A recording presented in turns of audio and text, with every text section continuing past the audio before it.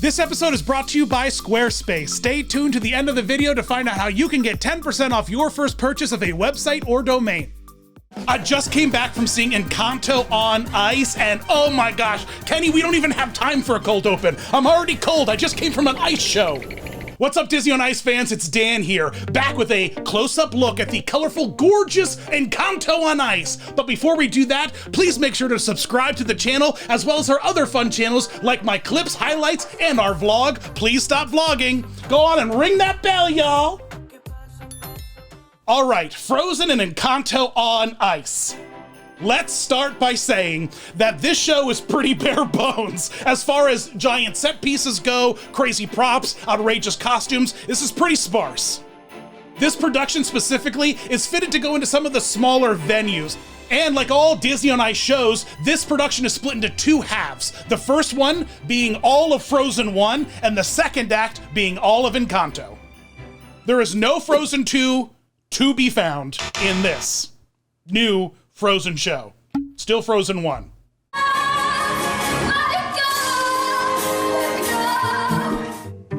The main centerpiece of this Disney on Ice tour is this giant screen projected pyramid that's right in the middle of the ice. I love this thing. And it opens up to allow huge set pieces through the middle of it. The first half, like I said, is Frozen, and I'm not going to be talking about Frozen at all in this video, so just go ahead and forget about that. I'm so tired of Frozen, guys. I've seen Frozen on ice like a half dozen times. I'm so over Olaf and Anna and Elsa and all of it. Give me Frozen 2, please, please! Now, I saw this show twice. Once up close, right on the ice, like right on those seats, right on the edge of the stage. And the second time I saw it all the way back in the cheap nosebleed sections. Which seats were better? I don't know. Stay tuned and you'll probably catch on pretty fast. There's a grand total of 5 pieces of Encanto merchandise anywhere to be found during the production. 2 Disney on Ice branded shirts, and then 2 Encanto like craft kits that could be found for half the price on Amazon. And then finally, this Encanto merchandise booklet that has only 1 page of Encanto in it. Thanks.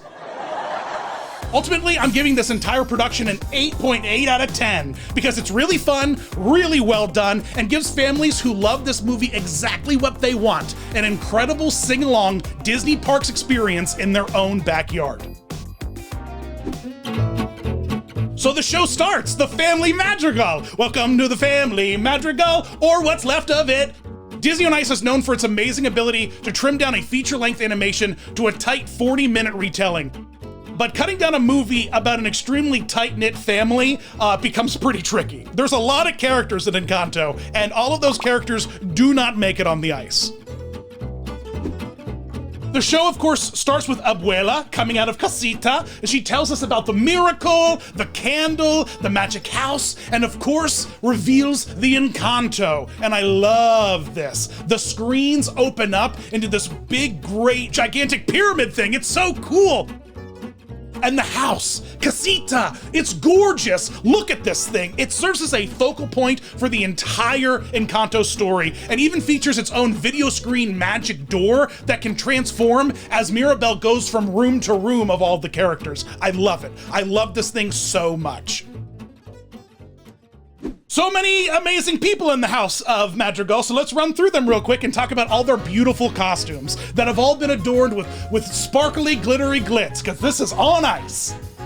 Mirabel, her giant blue skirt and dark curly hair make her stand out on the ice always. She was always so easy to spot in that bright white shirt with the spotlight. I loved it.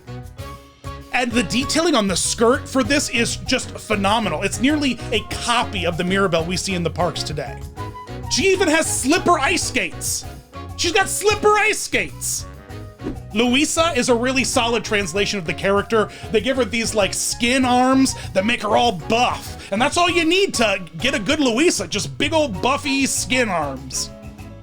Isabella has this really beautiful pink floral dress that is layered really, really nicely with all kinds of embellishments. We do not get to see her alternate succulent costume. That does not make an appearance in this show. Dolores has this really great wig updo that I love with the big red ribbon, leaving her ears wide open to hear. And all of the ladies have great skirts. The skirts just open up into these beautiful swatches of color on the ice. It was so much fun to watch all the choreography. Abuela, I don't know, how does a 20-something professional ice skater that's touring the world translate into a Colombian toxic matriarchal grandma? I don't know, I guess this worked. I don't know, she got a lot of lines drawn on her face and she wears a big old wig. The dress is beautiful, I love that dress. Tia Peppa has that beautiful yellow dress. It's perfect, just like the movie with all the ribbons, got a great wig. And Tio Felix, man, I don't know, the pant and shirt combo is fine, but what is the hero of this costume is the wig. This wig is awesome. Look at this thing, I love it. Now, just a quick in memoriam for all the missing characters from Encanto that did not make it on ice. Mirabel's parents, Julieta and Augustine, not here. And Mirabel's younger cousins, Camilo and Antonio, also not present in this production. So it's not the whole family Madrigal. Thanks. But the opening number is super fun, and boy, do you really feel the effects of the cutout lyrics and tempo changes like regularly. They cut this song up to get rid of all those extra characters they introduce in it. Right after the opening number, Family Madrigal, we go right into Waiting on a Miracle. Boom, we're right there. Right at the tail end, we skip over all of Antonio's door ceremony and go right to the family photo that Mirabel is left out of because she's downstage on the ice sulking. Seriously, if you don't know much about this movie going into the on-ice performance, you're gonna be scratching your head leaving because they cut out a lot of character relationships, but I digress.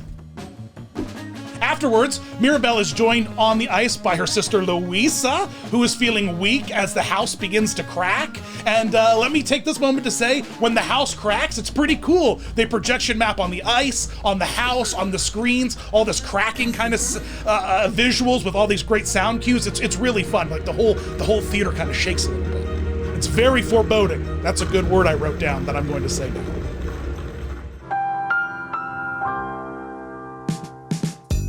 Luisa, they mess with her strength in a lot of fun ways. She has this huge prop rock that she smashes at one point, and then she brings out this cool, like, this earth thing that she does, like, rave moves with, which is kind of cool. The next song is Surface Pressure, which is just perfection. Perfection. The projection mapping is perfect, the blacklight disco planets and twerking donkeys. It's all you need. It's all you need for the single greatest production number Disney on Ice might have ever done. Like, honestly, I don't even know what to say about this. What is there to say? Words leave my mouth because I'm just in awe. Which is a bold statement because I've seen a lot. I've been through the trenches of Disney on Ice costumes, but you know what? Perfection, perfection.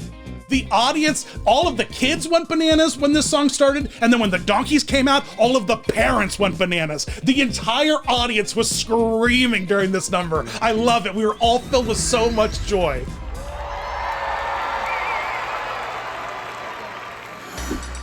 We Don't Talk About Bruno is the next number up, and it starts with Tia Peppa coming out with this storm cloud prop attached to her costume that is so adorable. I'm obsessed with it. Mirabel then continues on her abridged plot line to find out what's affecting the miracle. She decides to dig deeper into the mystery, and what does she find? Well, she finds a chart-topping Billboard Global 200 #1 hit, We Don't Talk About Bruno! This gives us our first glance at the Bruno costume. He kind of pops out in the corner on one of those little corner stages for a brief little moment in his poncho up, but don't worry, he'll be back.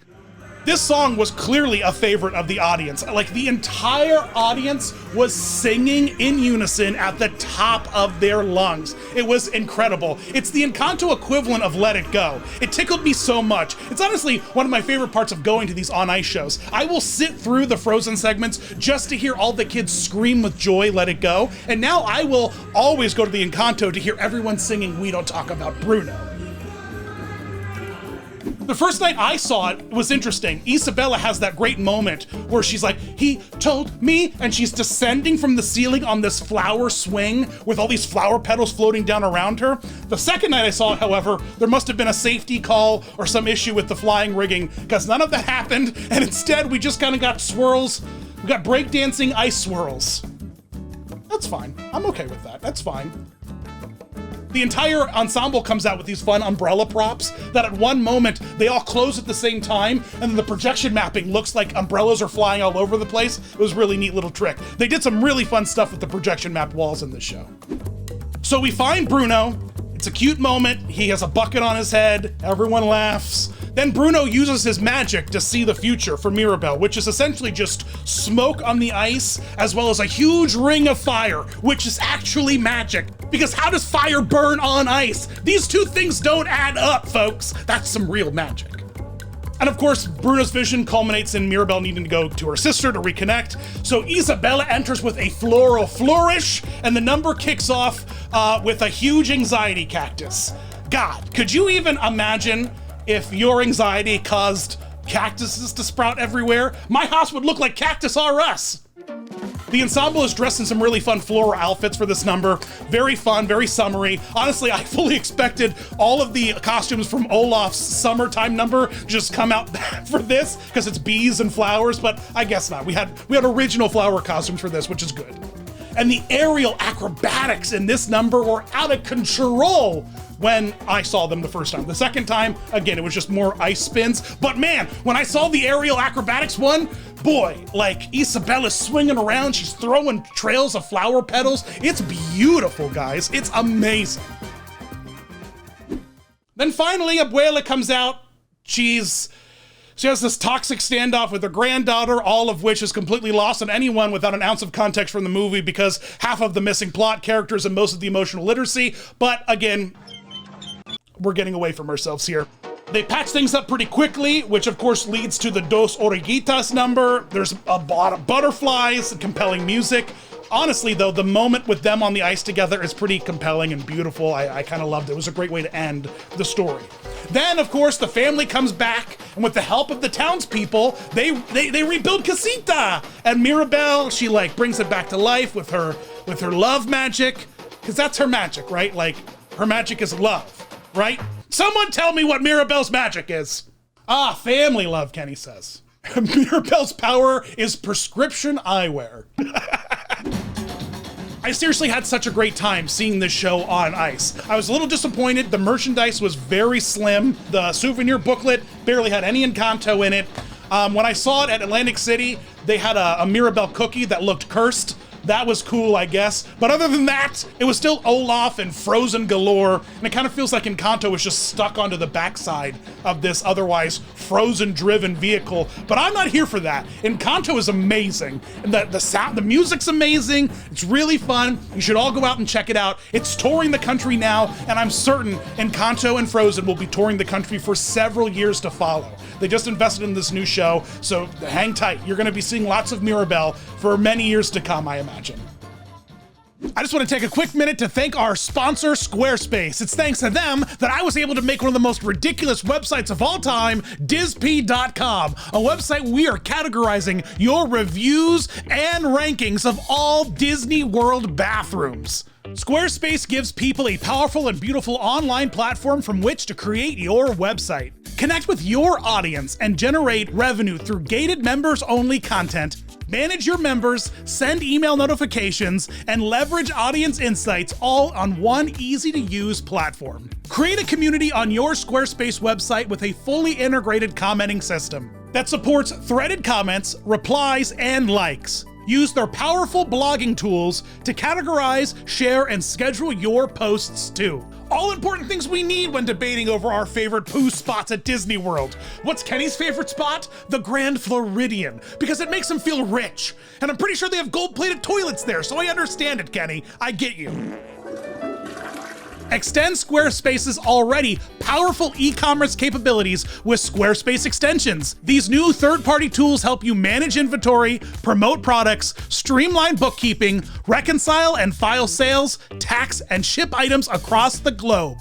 Display posts from your social profiles on your website. Automatically push website content to your favorite social media channels so your followers can share it too.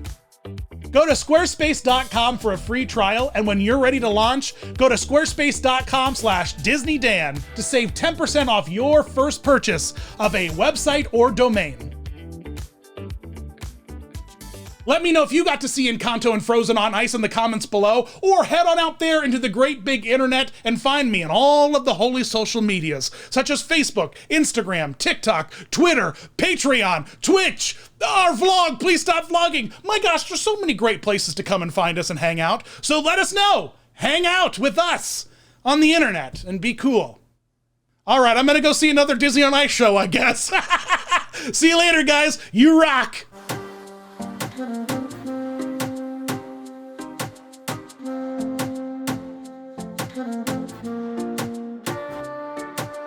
Sabes lo que vas